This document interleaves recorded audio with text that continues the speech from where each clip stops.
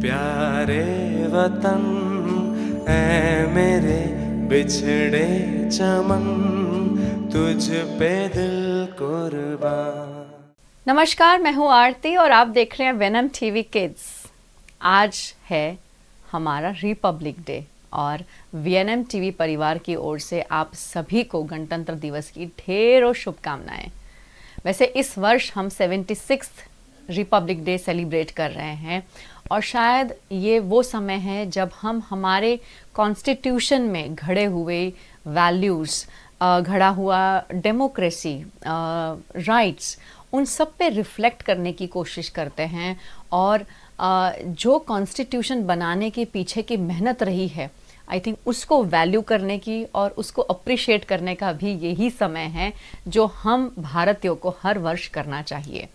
तो एक बार फिर से अगर मैं आपसे कहूँ कि आज का जो दिन है, कई बार ऐसा होता है हमारी परिवारों में हम 15 जो अगस्त है यानी कि हमारा जो इंडिपेंडेंस डे है उस पर काफ़ी चर्चाएं की जाती हैं और हर बच्चा हर उम्र का, चाहे वो छोटा हो बड़ा हो, आप देखेंगे तो झंडे के साथ जय हिंद का नारा लगाता हुआ आपको रास्तों पे दिखाई देगा, स्कूल्स में दिखाई देगा, टीवी पे दिखाई देगा। लेकिन जब हम बात रिपब्लिक डे की करते हैं तो शायद इस पे इतनी चर्चा नहीं होती है, स्पेशली फैमिलीज़ में, पेरेंट्स और बच्चों के बीच में। तो आज इस चर्चा को एक बहुत ही अलग नज़रिए से करने की कोशिश करेंगे। हमारे साथ आज स्टूडियो में जो एक्सपर्ट मौजूद हैं, ये दो बच्चों के पेरेंट हैं और ये दोनों बच्चे होम स्कूलिंग करते हैं। मतलब ये बहुत ही इन्वॉल्व्ड पेरेंट हैं जो अपने बच्चों की एजुकेशन जर्नी में बहुत समय से भागीदार का रोल प्ले कर रहे हैं और डेमोक्रेसी के विषय या फिर कॉन्स्टिट्यूशन के विषय या फिर रिपब्लिक जो डे है हमारा, इसके विषय आज हम थोड़ा इनसे चर्चा करने की कोशिश करेंगे। क्योंकि होम स्कूलिंग एक ऐसा कंसेप्ट है जहाँ पर किताबें हैं लेकिन किताबों के आगे बहुत कुछ है और जो आगे वाले जो जर्नी है, मतलब कि जो प्रैक्टिकल एक्सपीरियंसेस है, ऑन फ्लोर एक्सपीरियंसेस है, उन पर ज़्यादा चर्चा की जाती है और चर्चा उन पे की जाती है जहां बच्चों के प्रश्न आते हैं, बच्चों की क्यूरोसिटी जो होती है उनको सॉल्व करने की चर्चा की जाती है। तो एज अ पेरेंट, यही पेरेंट हैं और यही टीचर्स भी हैं और बच्चों के साथ उनकी एजुकेशन जर्नी में ये बहुत इन्वॉल्व रहते हैं। तो चलिए स्वागत करते हैं हमारे आज के एक्सपर्ट और मेरे गेस्ट मिस्टर खुशहाल कपाड़िया। सर, आपका बहुत बहुत स्वागत है। नमस्ते, जय हिंद। जय हिंद सर। सर जो हैं ये, जैसे मैंने पहले ही बताया कि दो बच्चों के फादर हैं और दोनों ही बच्चे होम स्कूलिंग कर रहे हैं। सर बेसिकली इन्होंने बैचलर्स किया हुआ है साइकोलॉजी और फिलॉसफी में, ये एमबीए कर रखा है इन्होंने मार्केटिंग से और ये अपने घर के बिजनेस में जुड़े हुए हैं और वहाँ ही अपना योगदान दे रहे हैं। सर आपका बहुत बहुत स्वागत है और आज इस हमारे गणतंत्र दिवस पर मैं आपसे आशा करती हूँ कि आज हम इस पे एक चर्चा तो हम कर रहे हैं, लेकिन मुझे पता है कि जब मैं आपसे बात करूंगी तो बहुत अलग पर्सपेक्टिव बाहर निकल कर आएगा। तो सबसे पहले मैं जानना चाहती हूं कि आपके अनुसार अगर मैं गणतंत्र दिवस की बात करती हूं तो वो क्या है आपके लिए, उसकी क्या परिभाषा है आपके लिए? सबसे पहले तो मैं ये बता दूं कि हमारे सारे जो पाठ्य पुस्तक होते हैं उसके पहले पन्ने पे होती है प्रतिज्ञा और दूसरे पन्ने पे होते थे मूलभूत हकों અને फरजों। तो मैं पूरा मतलब मास्टर्स करके निकल गया, मैंने कभी ये पेज पढ़े नहीं थे, पर जब मैं होम स्कूलिंग में आया तब बच्चों के प्रश्नों की वजह से मुझे ये पढ़ने की ज़रूरत पड़ी जी। और पहली बार मुझे ये समझ में आया कि 15 अगस्त को हमें जो मिला था फ्रीडम या इंडिपेंडेंस मिला था, पर उस दिन भी हमारे पास हमारा सिस्टम नहीं था। हम अंग्रेज जो छोड़ के गए थे वही सिस्टम पे हम लोग काम कर रहे थे। तो 29 अगस्त को ही उन्होंने पहले ही जो बंधारण सभा है उनके क्या बोलते अनाउंसमेंट कर दिया कि अभी यहाँ पे काम शुरू होगा जी। वैसे हमारी जो मांग चल रही थी वो 1919 से हम लोग मांग कर रहे थे कि हमारा सिस्टम जो जिसको बोलते हैं जी। उसके अंदर हमारे नियम, हमारे भी कुछ, हमारा वॉइस होना चाहिए उसमें, पर वो था नहीं। तो 1919 से ये मांग चल रही थी, पर जब स्वतंत्रता मिली उसके बाद ये समिति का गठन हुआ और ये समिति ने जब 26 नवंबर 1949 को ये उन्होंने फाइनल रीडिंग किया और सर्वसहमति से जब वो पास हुआ तब 1950 26 जनवरी 1950 को ये अमल में आया। उसको हम बोल सकते हैं स्वतंत्र दिवस, क्योंकि स्वतंत्र, उसमें तंत्र का मतलब होता है सिस्टम या एक आप बोल लो नियम। तो जो ये सिस्टम थी ना वो हमारी नहीं थी। 2 साल तक, स्वतंत्र होने के 2 साल तक हमारे पास हमारी सिस्टम नहीं थी, पर हमारे लोगों ने, हमारे चुने हुए लोगों ने और बड़े जो विचारक थे जिनको हमने वहाँ पे भेजा सभा में, और सभा में बैठ के उन्होंने ये सोचा कि एक भारतीय नागरिक मतलब क्या, उसको क्या करना चाहिए, क्या नहीं करना चाहिए, कैसे सोचना चाहिए हमारे देश के बारे में, ये जब उन्होंने तय करके हमको दिया, वो दिन है, वो स्वतंत्रता दिवस है। मतलब हम जो बोलते हैं कि इंडिपेंडेंस डे जो बोलते हैं उसको स्वतंत्रता दिवस बोलते हैं, पर 26 जनवरी को सही अर्थ में हम स्वतंत्र हुए, हमने हमारा सिस्टम एडॉप्ट किया। तो गणतंत्र दिवस मुझे लगता है कि 15 अगस्त से भी ज़्यादा महत्वपूर्ण दिन है, क्योंकि ये दिन पे हम लोग बोल सकते हैं कि अब से हमारा सिस्टम है स्वतंत्र। हमने जहाँ से सीखा बहुत सारा उसके बारे में बोल जाता है कि मेजॉरिटी पार्ट वो अडॉप्टेड है, कुछ भी है, पर हमारे लोगों ने वो बैठ के तय किया कि हम ये तरीके से काम करेंगे। तो ये सिस्टम जो है वो हमारा सिस्टम हमने लागू किया है ना, इसलिए ये गणतंत्र दिवस है, वो स्वतंत्रता दिवस हमारे लिए होना चाहिए। राइट। जैसे मैंने आप सभी से कहा कि जब मैं इनसे बात करूंगी तो बहुत अलग ही पर्सपेक्टिव बाहर आएगा और आपको भी सुन के ताज्जुब हुआ होगा। आई थिंक बहुत सारे लोगों को अगर मैं कहूँ तो शायद ये रिलेट नहीं कर पाएंगे, क्योंकि हम हमेशा बहुत ज़ोरों शोरों से अपना जो इंडिपेंडेंस डे है, स्वतंत्र दिवस, वो ज़्यादा हम बनाते हैं और गणतंत्र दिवस के बारे में अक्सर हम बातचीत नहीं करते। पर आपने बहुत सही कहा कि उसके बाद भी, मतलब इंडिपेंडेंस के बाद भी 2 वर्ष जो थे हमने ऐसे ही निकाले हैं, किसी और के वैल्यू सिस्टम के साथ कनेक्टेड थे। लेकिन उसके बाद एक्चुअली जब हमारा कॉन्स्टिट्यूशन क्रिएट हुआ तब हमें अपने देश के लिए अपने रूल्स, अपने रेगुलेशंस, अपने राइट्स वो सब पता चले, और तब से हमारी जो ये जर्नी है एक्चुअल मायने में, तब से हम इंडिपेंडेंट हुए हैं। बहुत सही कहा आपने। कुशाल जी, आप एक होम स्कूलिंग कंसेप्ट के बहुत ही एक्टिव मेंबर हैं, और जब मैं बात करती हूँ पेरेंट्स और चिल्ड्रन एसोसिएशन की, क्योंकि अक्सर हम कहते हैं कि आप किसी लेमैन से भी पूछने जाएं तो शायद कॉन्स्टिट्यूशन ऑफ इंडिया के बारे में सब ज़्यादातर नॉलेज नहीं है, मैं ये कहने की कोशिश ज़रूर करूँगी। और नॉर्मली हमारे घर पर या घर की डिस्कशंस में भी इस पे बात नहीं होती है।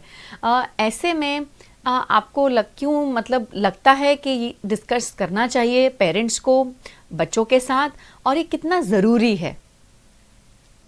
इसमें ऐसा है कि जब हम बोलते हैं कि मैं एक भारतीय हूँ, तो वो डेफिनेशन क्या है, तो वो डेफिनेशन ही हमारे बंधारण में दी गई है कि क्या करना चाहिए, क्या नहीं करना चाहिए, मुझे कैसे जीना चाहिए। भारतीय, अगर मुझे भारतीय बनना है, आपने यहाँ जन्म ले लिया, पर मुझे भारतीय बनना है तो मुझे क्या करना चाहिए, क्या नहीं करना चाहिए, वो वहाँ पे डिफाइन किया हुआ है।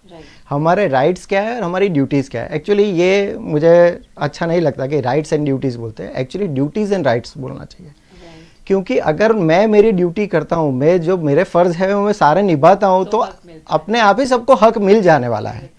सामने वाले, अगर मैं अहिंसक हूँ तो सामने वाले की हिंसा नहीं करनी चाहिए या किसी को प्रताड़ित नहीं करना चाहिए, बोलने की ज़रूरत ही नहीं है कि मेरे पे हिंसा नहीं होनी चाहिए, मेरा हक है, ये बोलने की ज़रूरत ही नहीं है। अगर मैं किसी को मैं प्रताड़ित नहीं करता, अहिंसा को मैं अगर मानता हूँ तो उसके अंदर मतलब कॉन्स्टिट्यूशन तो बहुत बड़ा है, शायद ही किसी ने पूरा पढ़ा, मैंने भी पूरा नहीं पढ़ा है। मैंने भी मतलब ग्लिम्स लिए वो देखने के लिए बच्चों को कि कैसे क्या करना चाहिए, ये करने के लिए हमने उसमें से ढूंढा, पर पूरा नहीं पढ़ा है। पर जो उसका क्रक्स है, जो उसकी आत्मा है, वो हम बोलेंगे तो एक तो हमारी प्रतिज्ञा जो पहले पेज पे छपी होती है, और दूसरे पेज पे जो होता है राइट्स एंड ड्यूटीज़, मतलब हक और फ़र्ज़, ये जो लिखा हुआ होता है ना, वो कम से कम बच्चों को सबको पढ़ाना चाहिए। हमारे स्कूल में वो सारी किताबों में था, पर वो सिलेबस में नहीं था। वो एग्ज़ाम में पूछा नहीं जाता था, तो कभी उसके बारे में कभी बोला नहीं गया। जबकि मुझे क्या करना चाहिए, इस देश के एक जवाबदार नागरिक होने के नाते मुझे क्या करना चाहिए, ये अगर मुझे पता नहीं है तो मतलब मेरी फैमिली में सारे मेंबर हैं, तो मुझे फैमिली में कैसे रहना है ये हम लोग डिसाइड करते हैं, पर फैमिली में अगर मतलब घर में और भी बहुत कुछ होंगे, छिपकलियाँ होंगी, कुत्ते सब आते जाते होंगे, उनको नहीं पता है और वो उनको उससे कुछ लेना देना भी नहीं है। अगर हम भारत में ऐसे ही रह रहे हैं कि मुझे क्या ड्यूटीज़ है और क्या राइट्स है उसके साथ मुझे कुछ लेना देना नहीं है, तो हम भी वो छिपकली कुत्तों जैसे ही हैं, वो हम उसके नागरिक नहीं हैं।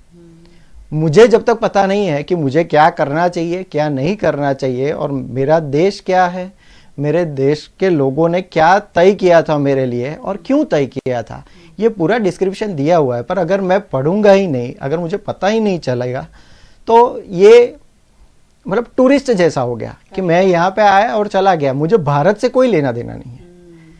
जबकि अगर मुझे जानना है ना, तो ये एक स्टार्टिंग पॉइंट हो सकता है। जैसे कि प्रतिज्ञा में हम बोलते हैं कि मुझे अपने देश से प्यार है और इसके वैविध्यपूर्ण और समृद्ध धरोहर के लिए को मुझे सम्मान है जी।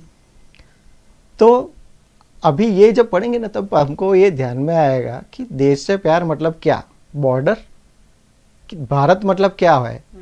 अगर उसका वैविध्यपूर्ण जो धरोहर है वो क्या है, किसके लिए मुझे प्यार है, तो ये मुझे लगता है कि एक्चुअली जो ये सोशल स्टडीज़ होता है या सोशल साइंस जो बोलते हैं, उसकी शुरुआत यहाँ से होनी चाहिए थी। पर अभी अनफॉर्चुनेटली हमारे टाइम तो नहीं हुआ था। आज भी मैंने देखा कि अभी भी किताबों में अब तो राइट्स एंड ड्यूटीज़ भी नहीं लिखा है, सिर्फ उसकी प्रस्तावना जो है वही लिखी हुई है। तो ये ध्यान में होना चाहिए, तो एक अच्छा नागरिक हम मतलब बच्चे बन सकते हैं, या हम भी एक अच्छे नागरिक तभी बनेंगे जब हमको पता होगा कि क्या एक भारतीय होना मतलब क्या। इसलिए पढ़ना चाहिए। राइट। और आई थिंक आपने बहुत सही कहा कि हमें अक्सर इसकी याद तभी आती है जब हमारे साथ कोई इंसिडेंट होता है या कोई एक्सीडेंट होता है, तब आता है कि अरे मेरे राइट्स क्या हैं। तो आई थिंक उस समय हमारी वो एक आंख झपकती है कि अच्छा मुझे पता होना चाहिए। पर उस समय भी हमें जिस तरह से तकलीफ है, जिस वजह से हमें तकलीफ हुई है, उसी कॉर्नर को हम पढ़ने की, स्टडी करने की कोशिश करते हैं। और शायद पूरे कॉन्स्टिट्यूशन के बारे में तो हालांकि किसी को भी पता नहीं होगा, इतना डिटेल में शायद नहीं पढ़ा होगा, लेकिन आपने बहुत सही कहा कि कहीं ना कहीं हमारे एजुकेशन सिस्टम में इसको हमें इनकलकेट करने की ज़रूरत है। और जहाँ से आपने कहा कि ड्यूटीज़ और राइट्स ये पहले किताबों में दिखते थे पर अब वो भी दिखने बंद हो गए हैं, तो हमें ये पता है कि हम भारत के सिटीजन्स हैं, हम नागरिक हैं यहाँ के, लेकिन वो होने का मतलब, वो अगर टैग हमें मिलता है तो वो भी बहुत बड़ा गर्व वाली बात है। और वो गर्व तभी हो सकता है जब आपको पता हो कि यहाँ पर हमें रहना कैसे है, हमें क्या, हमारे क्या हक हैं, हमारी ड्यूटीज़ क्या हैं, ये सब अगर पता चल जाता है आई थिंक, तो ये हम अच्छे बच्चे, अच्छे सिटीजन्स जो हैं हमारे भारत के, वो हम आगे बढ़ते हुए देख सकते हैं। आपने जैसे कहा कि छोटी छोटी ऐसी एक्टिविटीज़ हैं जहाँ पर आप जो है अपने होम स्कूल के एनवायरनमेंट में ये सभी चर्चाओं को करने की कोशिश करते हैं।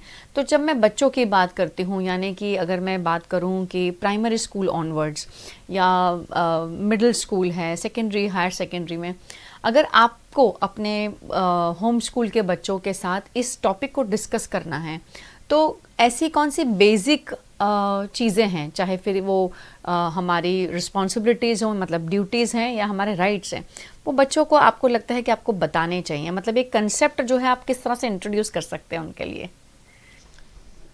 हमने एक्चुअली जो किया था ना, तो मैं अपने अनुभव ही बताता हूँ कि हमने स्कूल में ये क्या किया था, बच्चों को ये लगा कि पेरेंट्स सब अलग अलग पढ़ाने के लिए आते हैं, तो किस बात पे किसको क्या सज़ा मिलेगी या क्या करना चाहिए क्या नहीं करना चाहिए, ये सब थोड़ा एनार्की जैसा है।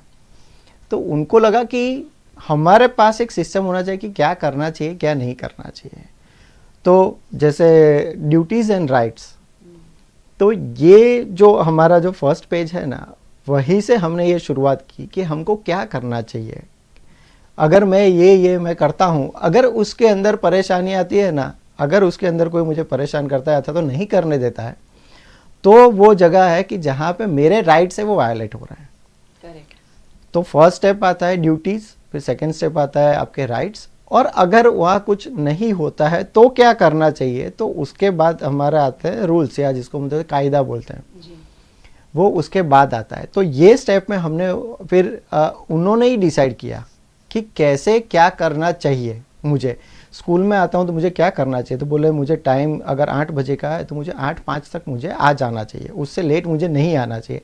ये उन्होंने डिसाइड किया, हमने नहीं बोला कि आपको ऐसा नहीं करना चाहिए था। वैसे ही अगर हमारा ये जो बंधारण है उसकी ड्यूटीज़ एंड राइट्स जो हमारे फर्स्ट पेज पे दिए जाते थे, बहुत क्रक्स है, वही अगर हम बच्चों को इंट्रोड्यूस करें और समझाएं कि ये क्यों है, ये ऐसा क्यों है। जैसे कि मुझे एक उसके अंदर जो ड्यूटीज़ में एक है कि अहिंसा मुझे रखनी चाहिए, तो ये क्यों है, तो यहाँ से हम शुरू करेंगे ना। अगर ड्यूटीज़ और राइट्स से हम लोग शुरू करेंगे और वो समझाएंगे कि क्यों है, तो बच्चों के लिए वो बहुत ही रिलेवेंट टॉपिक है।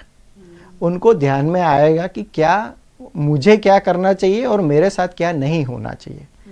ये सारा अगर वो पहला अगर एक ही पेज है वही अगर हम इंट्रोड्यूस करेंगे ना, तो उनको रुचि ये होगी कि मैं ये बंधारण हमारा पढ़ सकूँ। मैं रिलेट बहुत अच्छे से कर पा रही हूँ, क्योंकि हम जब बच्चे छोटे होते हैं तब हम उनको चीज़ें जो हैं बताते हैं। जैसे हम अगर रास्ते पे जा रहे हैं तो हम गंदगी नहीं करेंगे, कचरा जो है हम वो डस्टबिन में फेंकेंगे।